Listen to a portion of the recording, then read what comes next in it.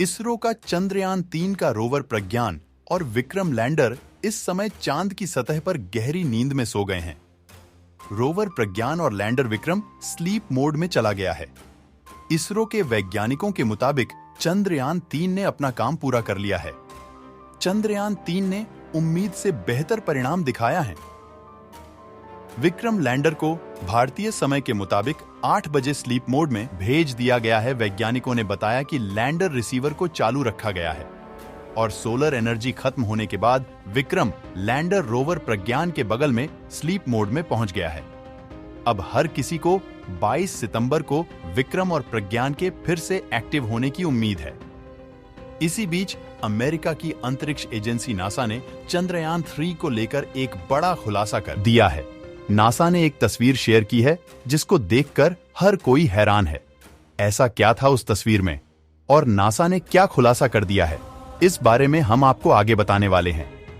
तो बने रहे आप मेरे साथ इस वीडियो में अंत तक। लेकिन आप एक देशभक्त की तरह इस वीडियो को लाइक कर इसरो के वैज्ञानिकों के लिए कमेंट में जय हिंद जरूर लिख दें। 14 जुलाई को लॉन्च किए गए चंद्रयान-3 के रोवर प्रज्ञान और लैंडर विक्रम ने अब तक का काम पूरा कर लिया है। रोवर की ओर से धरती पर अब तक जो भी जानकारी भेजी गई है उस पर अध्ययन किया जा रहा है।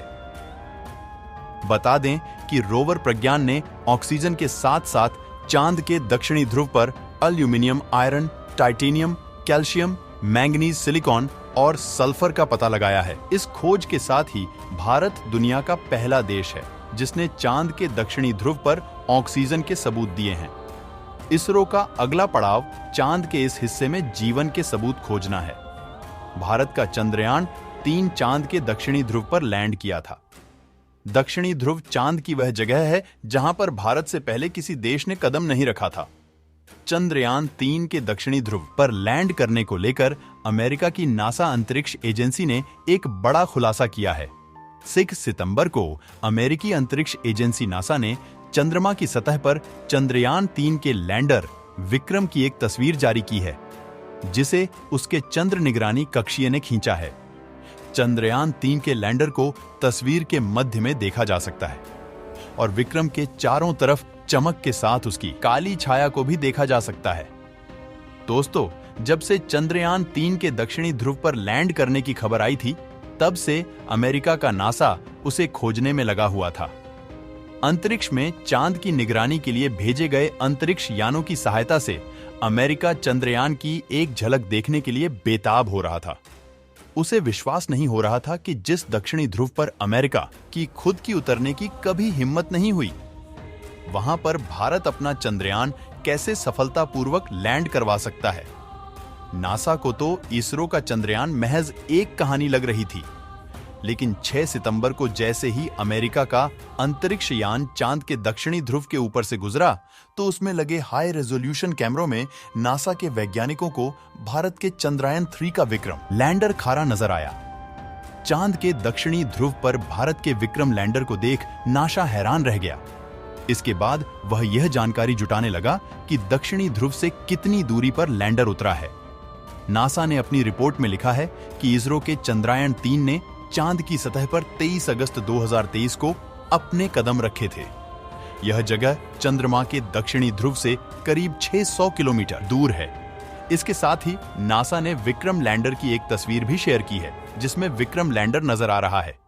जहां पर विक्रम लैंडर उतरा है वहां पर चारों तरफ सफेद रंग का हेलो बना दिख रहा है जो कि लैंडर के इंजनों की वजह से उड़कर हट्टी धूल है। अब तो नासा को भी विश्वास हो गया है कि भारत का इसरो उसे कड़ी टक्कर दे रहा है। इसरो ने भले ही चंद्रयान-3 को 600 किलोमीटर अंदर लैंड करवाया, लेकिन दक्षिणी ध्रुव पर अपना झंडा गाड़ दिया है। दोस्तों, इसरो की इस मेहनत के लिए वीडियो को लाइक कर कमेंट में जय हिंद जरूर लिख दे। दोस्तों, इस समय जहां पर हमारे प्रज्ञान रोवर और विक्रम लैंडर मौजूद है वहां पर घोर अंधेरा छाया हुआ है। विक्रम लैंडर अब बिना सूर्य की रोशनी के है। वह चांद पर फैले अंधेरे में सो चुका है।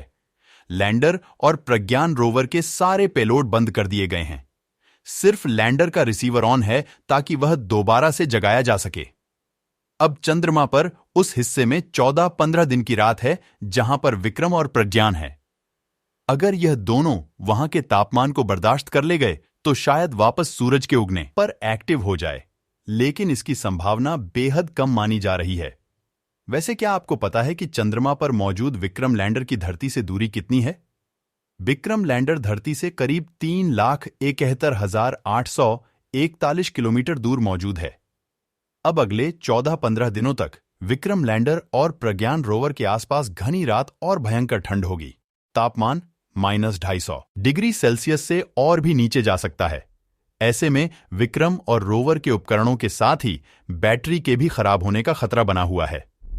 लैंडर रोवर अगर इस सर्दी को बर्दाश्त कर लेता है तो 14-15 दिन बाद सूरज उगने पर उनके सोलर पैनल के जरिए चार्ज हो सकते हैं।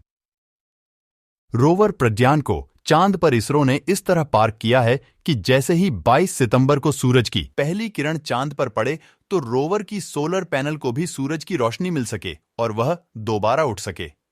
वैसे इस समय इसरो का संपर्क चंद्रयान-3 के रोवर और लैंडर दोनों से ही नहीं है। विक्रम लैंडर को बीती रात भारतीय समय के मुताबिक 8 बजे स्लीप मोड में भेज दिया गया है। वैज्ञानिकों ने बताया कि लैंडर रिसीवर को चालू रखा गया है और सोलर एनर्जी खत्म होने के बाद विक्रम लैंडर रोवर प्रज्ञान के बगल में स्लीप मोड में पहुंच गया है। अब हर किसी को 22 सितंबर को विक्रम और प्रज्ञान के फिर से एक्टिव होने की उम्मीद है। 22 सितंबर को इसरो के कंट्रोल रूम में बैठे वैज्ञानिक एक रेडियो सिग्नल लैंडर के रिसीवर को भेजेंगे।